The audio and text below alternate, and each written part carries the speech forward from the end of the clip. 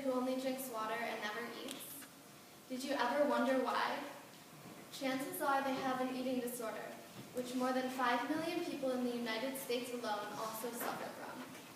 Here to tell you more on this ever-growing problem is your Chapel Talk speaker of the day, Nina Thompson.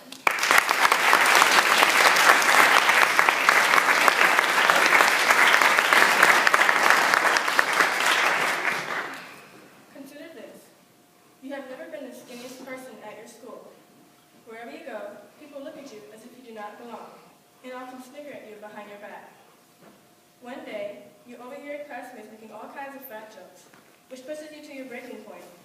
You start refusing to eat more than 2 bites for each meal as you get skinnier and skinnier, and end up becoming extremely underweight. This is what can happen when you have an eating disorder. Eating disorders affect approximately 5 million people in the United States alone. That is 1 person out of every 63 people in the U.S.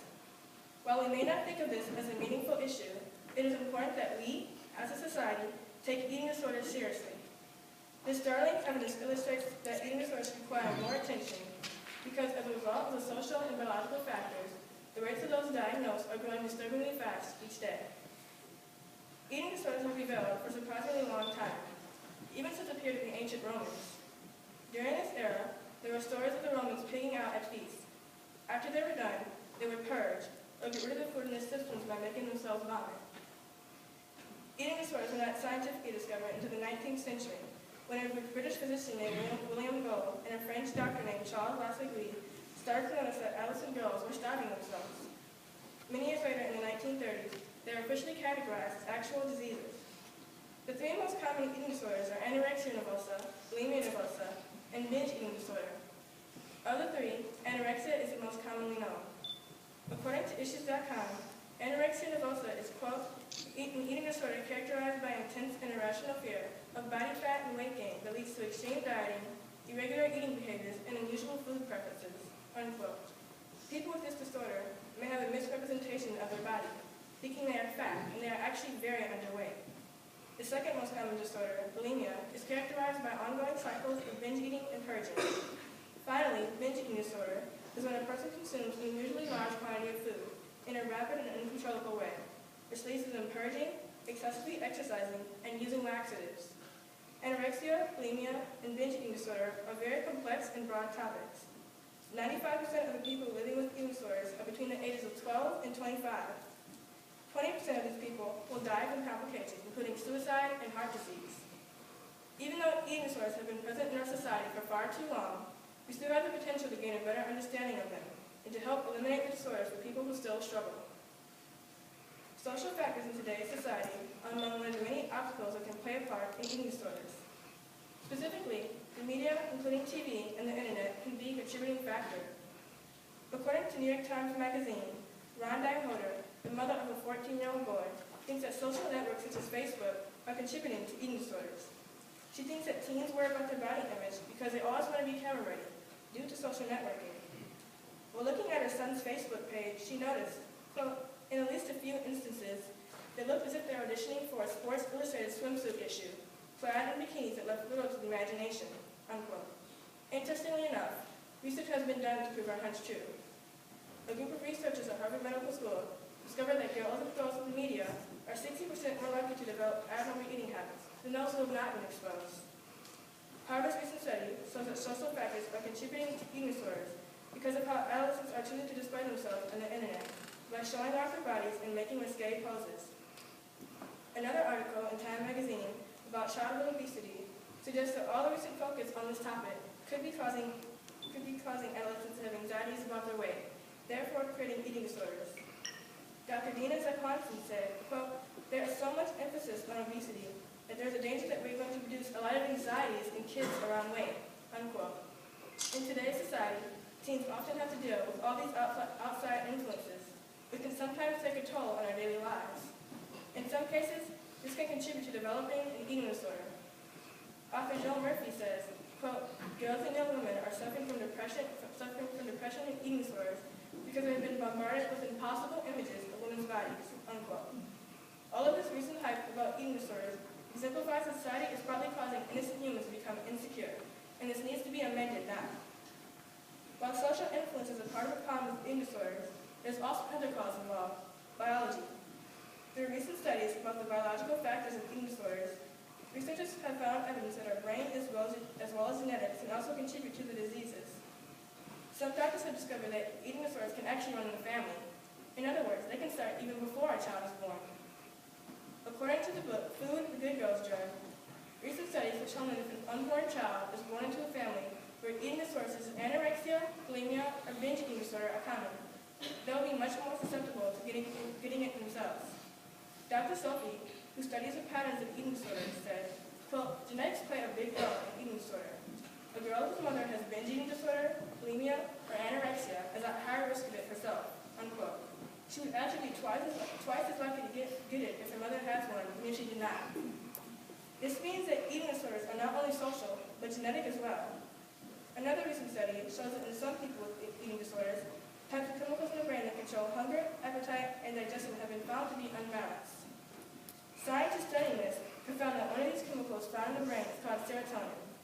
They discovered that serotonin, whose job includes the regulation of food and appetite, could be partly responsible for eating disorders.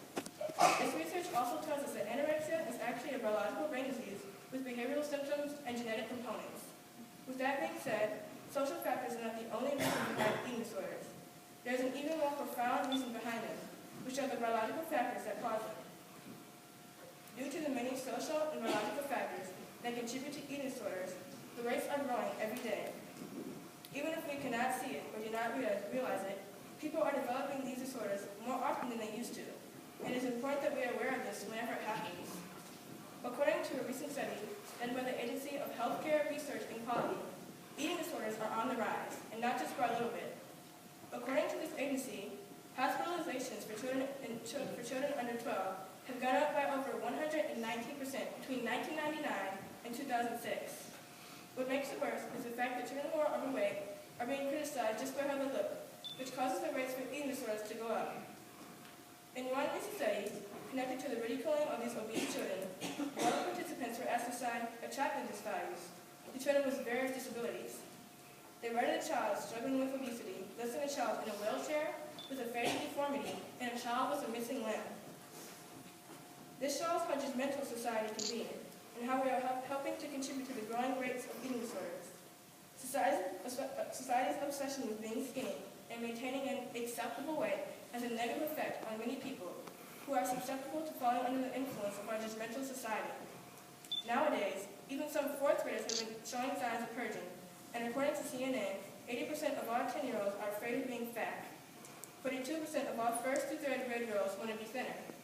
If we do not start becoming more apprehensive towards the vastly increasing rates of eating disorders that will keep on occurring, we need to be more aware of this so that they will not. Although many people agree that eating disorders are a real problem, some argue that they are not an issue at all. Some actually support them and consider eating disorders to be a lifestyle choice. This is what is called pro-ana. Quote, pro-ana is a term used to describe a series of internet websites created by and for those with eating disorders, most often anorexia and to meet and discuss them, unquote. They often give advice on how to be better at anorexia and post pictures of excessively thin celebrities, calling it thinspiration.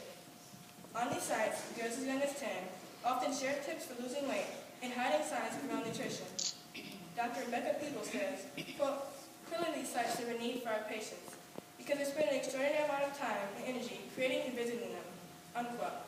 However, this is not the case. The problem with pro-ana sites is that they cause a huge controversy, as parents are afraid this could cause their children to participate in extreme dieting. Because of this controversy, many websites such as Google have banned pro-ana sites from their search engines. The simple fact is this: eating disorders are not a choice. No one gets out of bed one day and decides to start participating in extreme dieting and become so underweight that their life could be in danger.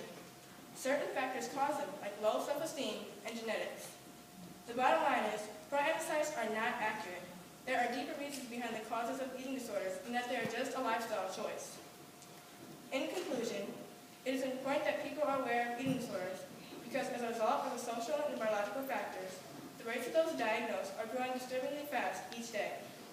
A substantial amount of facts in our society is showing people that they are an actual issue that needs to be eradicated. Even with all the eating disorders still existing today, the world continues to go on about their daily lives. while people all over the world are grappling with these disorders. While the prevalence of this issue is still very clear, especially people who struggle with it daily, eating disorders are still a very problematic matter, and we need to know what some of our society could be dealing with. I'll leave you with this quote from famous pop singer Lady Gaga, who knows all too well what it is like to have an eating disorder. Quote, "You define beauty for yourself. Society doesn't define your beauty."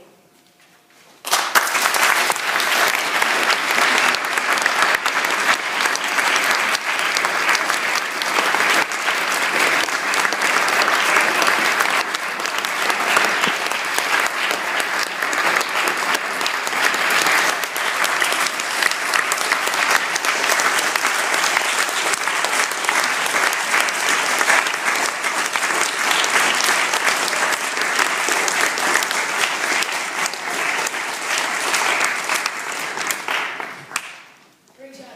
My name is TJ Bursick, and are there any faculty announcements? Mr. Young? Thanks, TJ. Yeah, that was a great job. Thank you very much. This morning we have a special guest, Angela Forster, who's a second grade parent, and she's here to talk to us a little bit about the Try for Hawken, which is the first Hawken triathlon. And while she introduces it, I'm going to get a little video ready, and we'll play that in a moment. So welcome. Good morning. Thank you. We've had a great response so far for the race. It's June